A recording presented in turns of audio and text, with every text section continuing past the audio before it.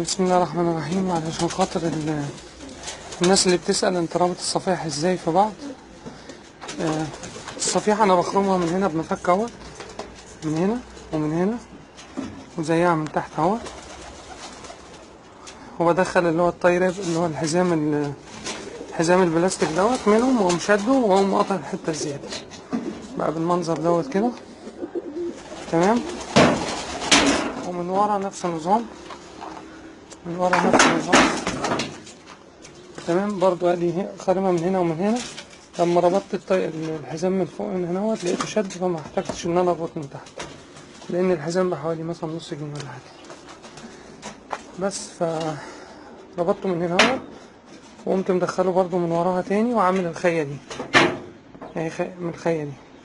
وادي المسمار، مسمار الصلب اهو. تمام. كل اللي بعمله ان انا بمسكها علقها اهيت. تمام.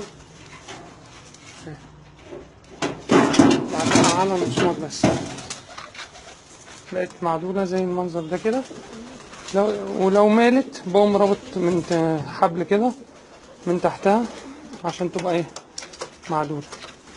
وجوه بحط طوبة عشان تثبتها شوية، طوبة حمرا كده. بس كل سنة وانت طيب.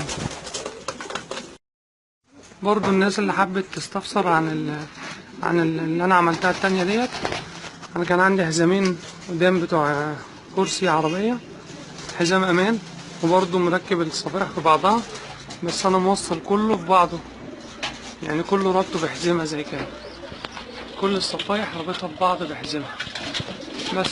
والخشبة ديت عامل لها نظام شنكل كده معلقها تعليق على بوز الصفيحة.